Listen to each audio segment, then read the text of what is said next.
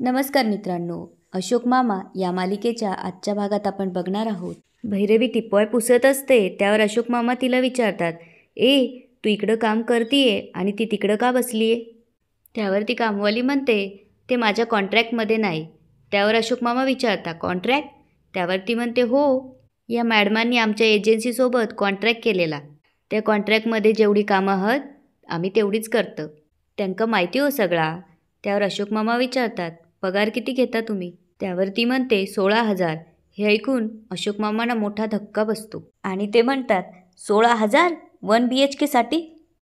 आणि ते त्या कामवालीला म्हणतात, काय 16,000 रुपये तुला मिळणार नाही, माहिती आहे का तू किती पैसे सांगतीये? त्यावर ती म्हणते, कशाला ओरडता साहेब, तोच रेट हा. तुमची घरची कामं करूची आहात आणि जेवण करूच आहात. तरी बरा तुमचा घर पहिला माळ्याला हा म्हणून मी इलाय, नाहीतर तशी माझी लिस्ट हा.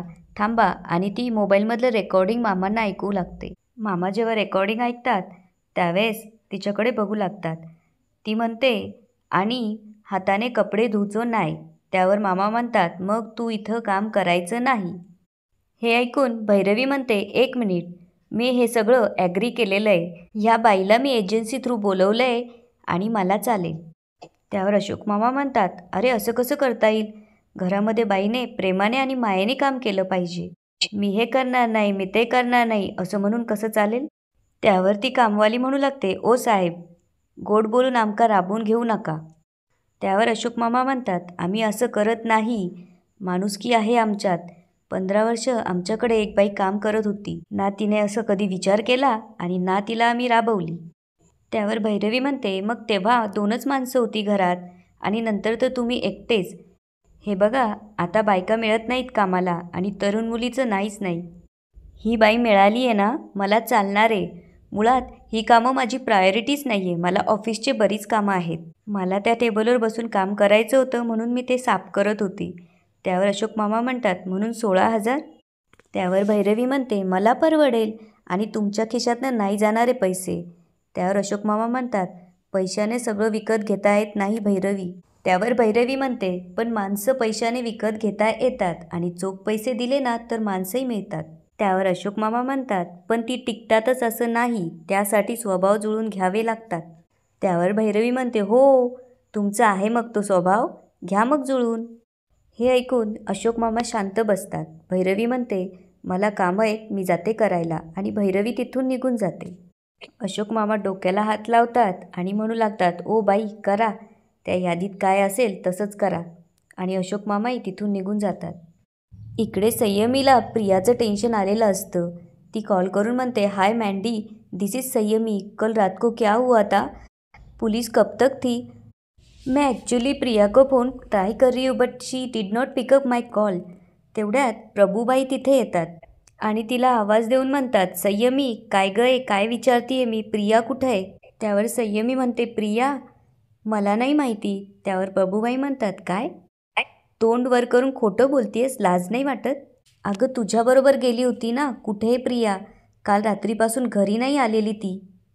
त्यावर संयमी घाबरते आणि म्हणते, व्हॉट काकू, मी पण तिला सकाळपासून ट्राय करते पण तिचा फोनच बंद येतोय. त्यावर त्या म्हणतात, वा, आणि हे तू मला आत्ता सांगतेस? त्यावर संयमी म्हणते, नाही काकू, मी ते टेन्शनमध्ये. हे ऐकून त्या विचारू लागतात, टेन्शनमध्ये? संयमी काय झालंय, काय बोलते मी, काय विचारतीये मी? अगं बोल ना, तुझी दातखीळ बसली आहे का? अगं काल रात्रीपासून माझ्या डोळ्याला डोळा लागला नाही आहे. तिच्या काळजीने जीव चाललाय माझा, फोनही लागत नाही आहे तिचा. तू गेली होतीस ना तिच्याबरोबर, कुठेही प्रिया? त्यावर संयमी म्हणते, खरंच मला माहीत नाही ती कुठं आहे. त्यावर त्या म्हणतात, माहीत नाही? असं कसं माहीत नाही? तुझ्याबरोबर गेली होती ना ती, मग तू घरी आलीस, ती का नाही आली? त्यावर संयमी म्हणते, मला त्या विक्कीने सोडवलं. त्यावर त्या म्हणतात, अरे वा, स्वतःची सोय बघून निघून आलीस आणि माझ्या मुलीला तिथे एकटं सोडलं. त्यावर संयमी म्हणते, काकू प्लीज माझं एकदा ऐकून घ्या ना. त्यावर प्रभूबाई म्हणतात, काय ऐकायचं आहे गं? तुला बाहेर भटकायला, पार्टी करायला माझी मुलगी लागते. माझ्या लेकीने तुला ग्रुपमध्ये घेतलं, उलट तू तिचे उपकार मानायला पाहिजे, पण तू. पुढे त्या म्हणू लागतात, हे बघ संयमी, तरणी ताठी पोरे ग माझी, कुठे हरवली असेल, काही झालं असेल तिच्याबरोबर.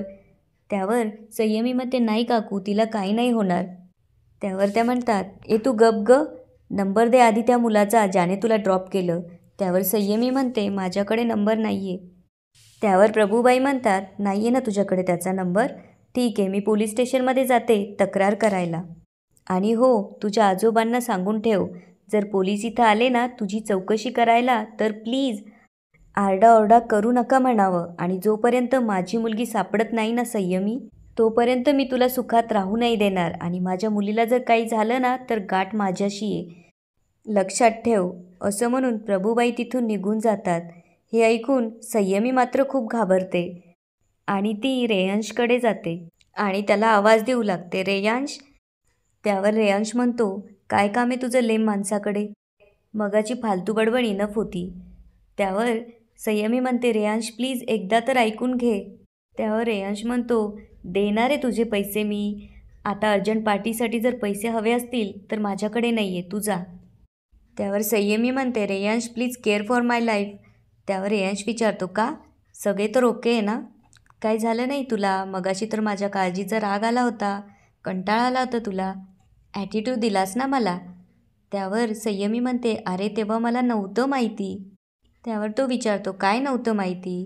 त्यावर संयमी म्हणते, काल रात्रीनंतर प्रिया घरीच नाही गेली. त्यावर तो म्हणतो, व्हॉट? संयमी म्हणते, मला प्रभूमावशी भेटल्या होत्या आणि त्या म्हणाल्या पोलीस तुझ्या चौकशीला येतील. प्लीज काहीतरी करणार यांश, मला खूप भीती वाटतेय. त्यावर तो म्हणतो, मी काय करणार आहे? त्यावर संयमी म्हणते, मी काय करू काय? तिला जाऊन शोध. त्यावर तो म्हणतो, मी कुठे शोधू तिला? तू ओळखतीस तिच्या गँगला, मी एकदाच भेटलोय. त्यावर संयमी म्हणते, I know, but you are the only person who can help me right now. Riyansh, मी ब्लँक झाले, प्लीज काहीतरी कर. जर पोलीस घरी आले ना तर माझी कुणीसुद्धा हेल्प नाही करणार. माऊ पण खूप ओरडेल आणि ते तर फॉरेवर कोंडून ठेवतील मला. Please help me. इकडे नवीन कामवाली किचनमध्ये जाऊन स्वयंपाकाची तयारी करत असते. अशोक मामा तिच्या पाठीमागे जाऊन उभे राहतात. त्यांना बघून ती विचारते, ओ असे का बघत उभे राहिला? त्यावर अशोक मामा तिला म्हणतात, का? आता माझ्या घरात मी कुठं उभं राहायचं हे लिहिलं आहे का तुमच्या कॉन्टॅक्टमध्ये? त्यावर ती म्हणते, अशा लक्ष नका ठेवू. त्यावर अशोक मामा विचारतात, घर कोणाचं आहे? त्यावर ती म्हणते, तुमचा. अशोक मामा विचारतात, किचन कोणाचं आहे? त्यावर ती म्हणते, तुमचा. पुढे ती विचारतात, किचनमधलं सामान? त्यावर ती म्हणते, ते पण तुमचा. आणि ती म्हणते, पण इथं किचनमध्ये जेवण कोण बनवताला? त्यावर अशोक मामा म्हणतात, तुम्ही. आणि ते विचारतात, पण ते कोणाच्या नरड्यात जाणारे जेवण? त्यावर ती म्हणते, तुमच्या. त्यावर अशोक मामा म्हणतात, मग मला ते बघायला नको कसं करताय ते? ती भाजीसाठी तेलाची किटली उचलते. तेव्हा अशोक मामा म्हणतात, तेल जास्त वापरू नका, सामानाची जास्त नासधूस करू नका, पिठाच्या हात डब्याला लावू नका, एका डब्याचं झाकण दुसऱ्या डब्याला लावू नका, सांगून ठेवतो. त्यावर ती म्हणते, कधीतरी असो, होताच हो. त्यावर ते म्हणतात, नाही नाही नाही नाही चालणार. आणि अशोक मामा म्हणू लागतात, तुमचे नियम जसे आम्ही पाळायला पाहिजेत तसे आमचे नियमसुद्धा तुम्ही पाळायला पाहिजेत. आणि ते तिला म्हणू लागतात, आता तो झाडू तो त्याच जागी उभा राहायला पाहिजे, त्याच अंशात आणि त्याच कोणात. इकडे भैरवी तिचं काम करत असताना तिला आवाज देऊ लागते, करिश्माताई पाणी द्या ना जरा प्यायला. त्यावर ती म्हणते, नाही, पाणी देऊचं काम आमचा नाही हा. त्यावर भैरवी म्हणते, म्हणजे 2,000 रुपये जास्त देते, आता तरी द्याल? त्यावर ती म्हणते, नाही जमूचा, 3,000 एक्स्ट्रा लागतील. त्यावर भैरवी म्हणते, बरं ठीक आहे, दिले, द्या लवकर आता पाणी. त्यावर ती भैरवीला पाणी नेऊन देते. अशोक मामा त्यांची गंमत बघत असतात आणि म्हणू लागतात, अरे काय चाललं काय? पाणीसाठी 3,000 रुपये? रेयांश संयमीला इकडे तोरणे काकांच्या घरी घेऊन येतो. संयमी विचारते, रेयांश चाललं काय? त्यावर तो म्हणतो, तोरणे काकांच्या घरी आलो आहेत आपण. त्यावर ती म्हणते, त्यांच्या घरी? अरे ते जर तिकडे काही पचकले तर? त्यावर रेयांश म्हणतो, तू काळजी करू नकोस, त्यांचे कोणीतरी रिलेटिव्ह पोलिसात आहे म्हणून आणलंय तुला इथे. तितक्यात तोरणे काका त्यांच्यासाठी पाणी घेऊन येतात आणि विचारतात, बोला काय काम काढलं?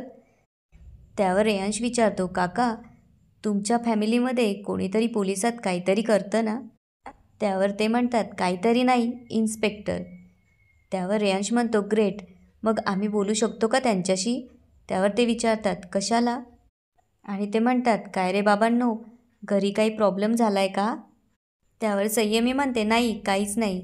त्यावर ते विचारतात, का तुम्ही काही घोळ घालून ठेवलाय? ते म्हणतात, मला नीट काय ते सांगाल का? बरं माझं सोडा, माझगावकरांना तरी सांगितलंय का?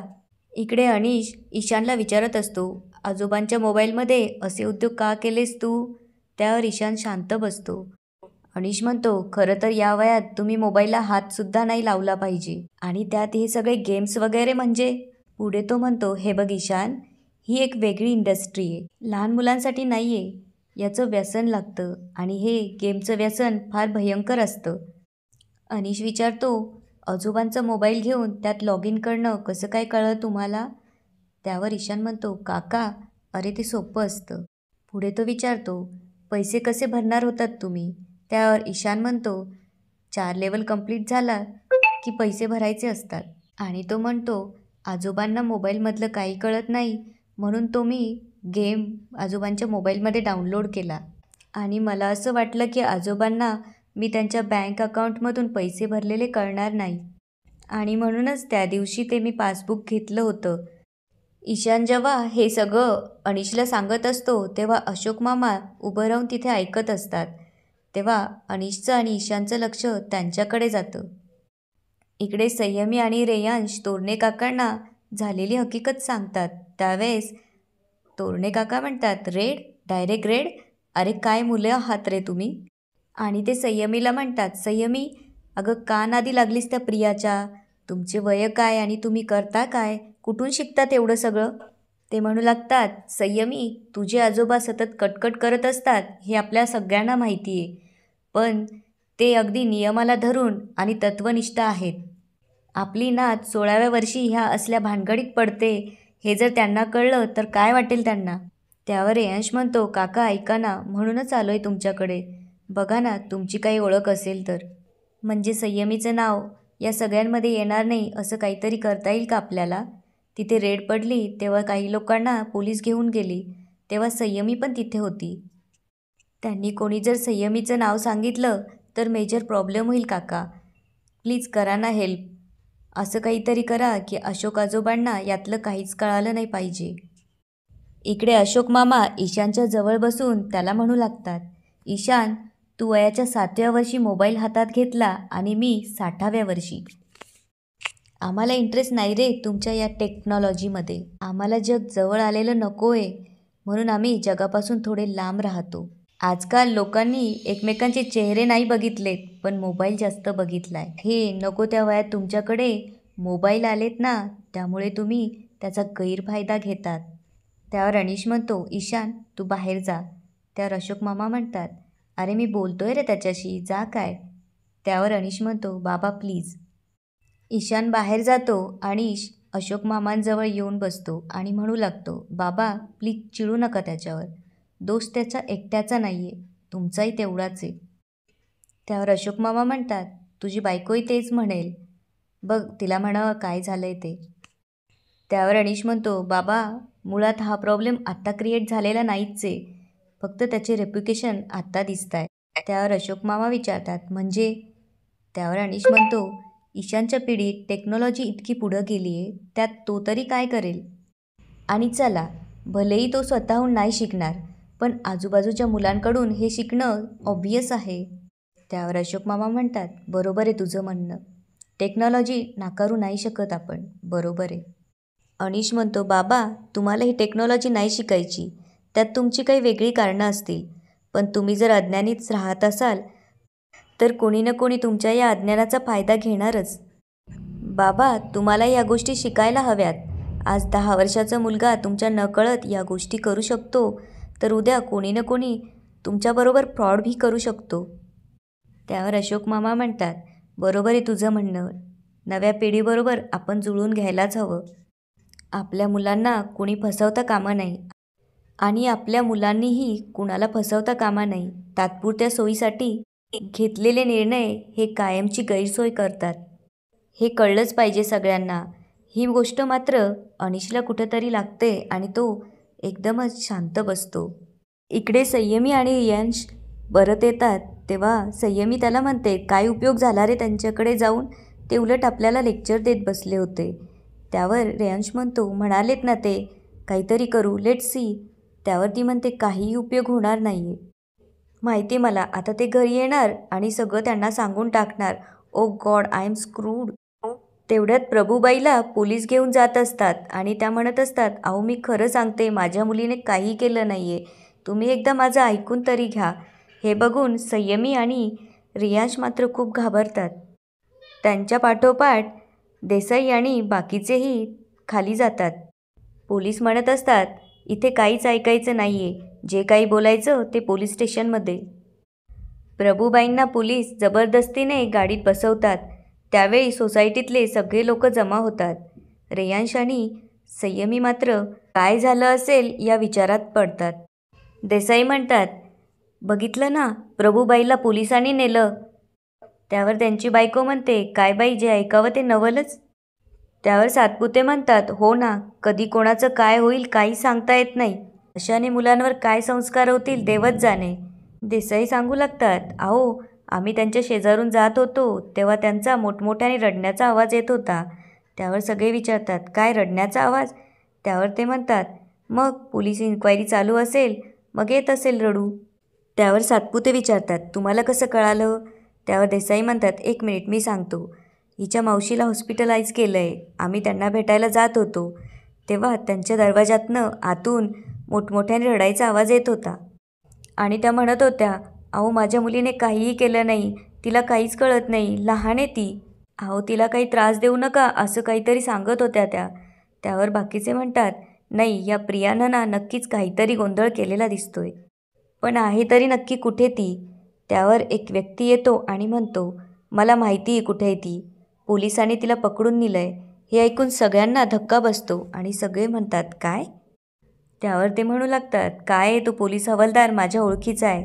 त्यानं मला सांगितलं की कुठल्या तरी अज्ञात ठिकाणी नशेत पडली होती म्हणे. त्यावर देसाई म्हणतात, बापरे, हल्लीच्या ना पिढीचं काहीच खरं नाही बाबा. याच ठिकाणी आजचा एपिसोड संपतो. आता पुढे काय होणार ते बघूया उद्याच्या एपिसोडमध्ये. धन्यवाद.